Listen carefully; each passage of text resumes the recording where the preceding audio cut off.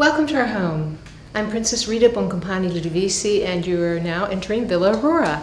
This is the ingresso, which means the entrance of the house. The floor you see here is the oldest portion of the house. These stones are from the Gardens of Sallust. This entire villa and the 86.9 acres that comprised Ludovisi Gardens was built upon the Gardens of Sallust. 42 hectares, actually. It's the largest gardens inside the walls of Rome, and much larger than the Borghese Gardens. And it ran from the Eden Hotel, for those of you who know Rome, and this other building behind our villa, and the Sofitel, and the Swiss Institute, all the way through the Via Veneto and beyond.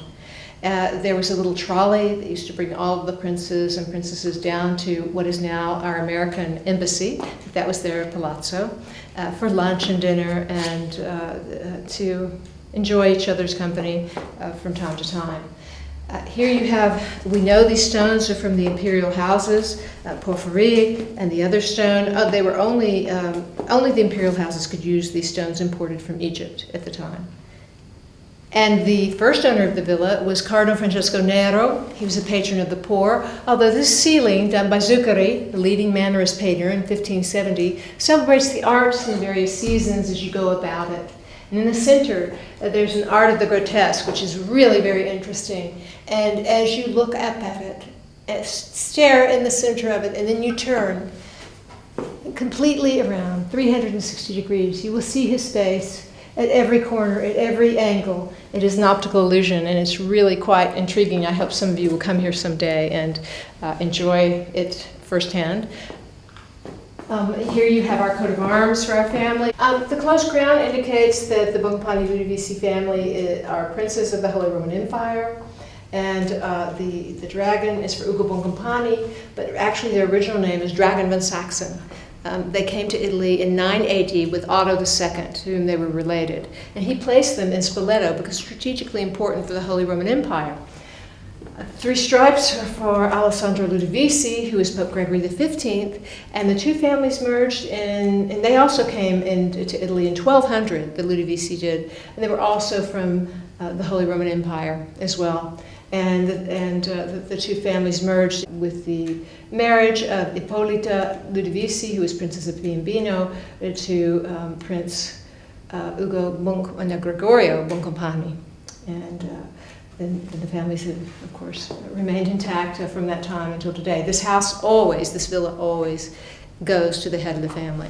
For the last 400 years, it's always been handed down. It was never seen as a very lavish place to live. It was only a little hunting lodge where people would come sometimes to just enjoy themselves. Ludovico Ludovisi would play cards with Bernini in the Aurora room many, many evenings. They were best friends. So you had many illustrious people that we know about today who were very close friends at that time. And if you go down the Via Veneto and you see our American Embassy, you will see the 3 stripes and the dragon on the facade of our American Embassy, because that was their palace. It's where my husband's beloved grandfather, Francesco, grew up before Ludovisi Gardens was destroyed in the late 19th and early 20th century, which was a tragedy. Les Notes and well, not Les Notes, but it was really Stendhal and many other people led a protest. They were furious that Stendhal said it was the most beautiful gardens in the world, and how could they possibly destroy it? And it was really, I think, very painful when they started cutting down the old trees, and really, even to see it today, to see the photographs of it is very, very gut-wrenching to imagine that they destroyed this absolutely beautiful garden. Les Notes said that he derived his inspiration from the Gardens of Versailles from the Ludovisi Gardens. So it's really rather amazing. They were the only princely family who had their own principality, which was Piombino. Piombino consisted of most of Tuscany, the Isle of Elba, the Isle of Monte Cristo, until Napoleon invaded Italy and grasped Piombino for his mother and his sister. And it's kind of ironic that Elba was one of their properties where Napoleon spent not a pleasant time, I suppose. It was rather, a just desserts, I suppose. The second owner of the house was Cardinal Francesco del Monte, and he was a bon vivant, just an amazing person, someone that I think we would all love to know. He brought opera singers here, and in the Aurora room, which is just off the Ingresso, is where opera began, in Caravaggio, A Life Sacred and Profane, written by Graham Dixon. He cites on February 1st, 1602, Vittoria Archile, a leading sopranost of her time, came here, and she began singing wildly. Cavalieri, her mentor, said she was in a wild and crazy mood and started singing. And it was the first time anyone had heard a beautiful voice by itself. Before this time, people all sang polyphonically to God. But this is the first time they heard a voice alone. And this inspired Cavalieri to write the first opera in 1606. Now, there's some discussion whether he wrote the first opera, and there's another man who claims to have written the first opera, but still, one of the first operas was inspired by the Aurora Room in here. And here, it's the first time they heard a singer singing by herself, or just this beautiful voice alone. And it really transformed music.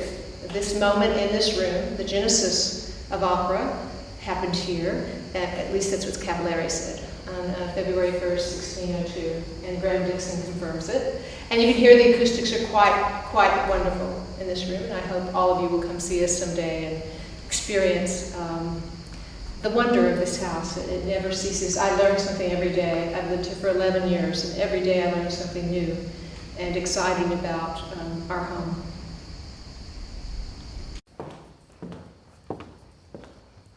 Now, this is our dining room. Here we are surrounded by portraits of various members of this family throughout the ages. This is Luigi. He was at the Congress of Vienna. Those of you who study history will remember the Congress of Vienna. Under Article 100, returned all of the titles to the people whom Napoleon had taken them from. Napoleon grasped Piombino, of course, because it was strategically important along the seaside, but also Piombino consisted of much of Tuscany, the Isle of Elba, the Isle, ironically enough, which is where he was imprisoned for some time, Napoleon, and also the Isle of Monte Cristo, which is one of our titles as well.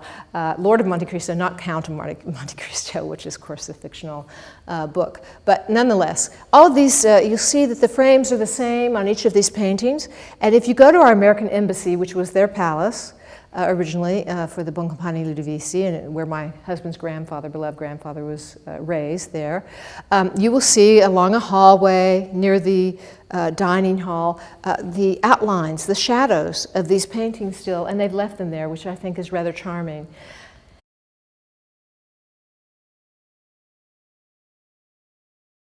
Now, when Cardinal Francesco Del Monte, the second owner of Villa Aurora, would invite you into this room, it meant you were a very intimate friend of his. He was a bon vivant. He was a person that I would love to know today if he were alive. He was a patron of Galileo, and Galileo was surely here in this home.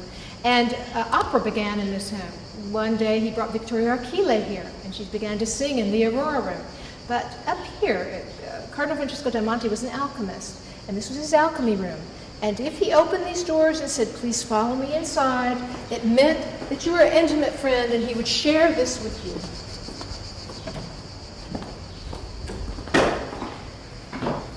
Here you have Caravaggio, or Michelangelo Risi's, ceiling painting. It is not a fresco. It is the only ceiling painting ever done by Caravaggio. He painted in 1596 when he was only 22 years of age, if you can imagine. And this celebrates the various elements that Cardinal Francesco Del Monte used in his alchemy room. This is Jupiter, Neptune, and Pluto, and he put his own face and his own body on each one of these characters. Here's Jupiter flying through the air, the element of air, which Cardinal Francesco Del Monte used in his alchemy work. And look at his toe. It's almost, I'm fascinated by it, it's almost as if it's coming out of the painting. This was the bridge between the Mannerist period and the Baroque period, where physicality was used more frequently. In the Mannerist period, you had angels, androgynous-looking angels flying about. And this is really very, very physical art and very realistic art. So it's a real transition period. And here you have Jupiter flying on the eagle. You can see his hand visible through the sphere, which is unusual. And you have the various astrological signs that surround the sphere. And all of this would have been seen as blasphemous during that period of time, because remember, this is post-Reformation, When Caravaggio came into Rome, he would have come through the portals of Piazza di Popolo, and at any moment they might have seen people being burned at the stake. The Inquisition was in full swing. So imagine how brave he was, or foolhardy, to paint something like this. It has absolutely no religious or spiritual meaning at all. You have the astrological signs here, half of Aquarius, Pisces, the Ram, the Bull, and Cancer. And it's all open to interpretation, as McLuhan would say, because it's really hot media. You're interacting with it. And I find something new every day, even after 11 years of staring at it. Here you have Jupiter pushing spheroids flying across the sky. There's the Earth, and in the center, I think, and a moon, and another planet here. And surely Galileo was here and influenced this painting. And he's pushing us away, and I think he's saying, I believe what Galileo says, that Copernicus is right. The Earth is not the center of our solar system. That's what I think it says. You may think something different. It's open to interpretation. Neptune, he's riding the seahorse, and he gave it fins instead of hooves. He looks rather angry as he glares at Pluto coming up from Hades, and he must have bringing sulfur with him, which is also another element of Cardinal Francesco da Monte's Alchemy work. And there are the dogs of Cerebus. I actually researched this rather thoroughly, and they say that this is a little black and white dog that belonged to Caravaggio, who used to follow Michelangelo Merisi around Rome. And Caravaggio was criticized for not being able to paint in a foreshortened manner, but look at the foreshortened way that he painted Pluto. Pluto looks as if he's standing on the clouds. Again, he put his own face and his own figure on each one of these characters in this painting. It is not a fresco. It's the only oil and plaster ceiling painting that Caravaggio ever completed. And it's rather magical, the oil that he used, and it wasn't discovered until 1968, incidentally. It had been painted over, and we probably think Ludovico Ludovisi painted over it. He was head of the College of Cardinals. His uncle was Pope, and he used this room as his little where he would study from time to time, his office. And so he probably thought, this is too blasphemous. So there was just a corner that was visible, and the Ministry of Culture was there, and they said, can we take this off in 1968? And my husband's father said, yes. And they took it off, and now they know that this is the Caravaggio that Bellori wrote about in the 17th century. They were searching for it everywhere, but Bellori said it's in this little alchemy room in one of his summer villas, and then they discovered this, which was really astonishing if you think about it. And again, I hope you will all come here and see this. And then he just painted, the light of this window is what he painted by.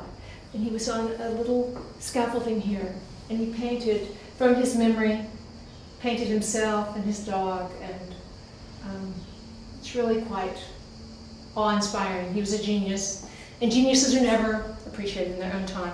We had 7 Nobel Prize winners here one evening, and I said that, and they all started laughing uproariously, and I thought, that's right, this is the first time we've had 7 geniuses that I know of in this room at one time. And they all knew exactly how Caravaggio felt. Of course, he was protected by Cardinal Francesco da Monte, who was backed by the French, or the Medicis, who were backed by the French.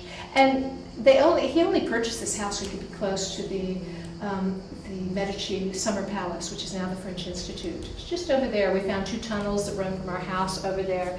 And every evening, Cosimo Medici would only dine with Cardinal Francesco da Monte. So when he was in town, he didn't have his big army with him. He had some guards, but not his whole army. And as I said again, we're looking at everything with 21st century eyes.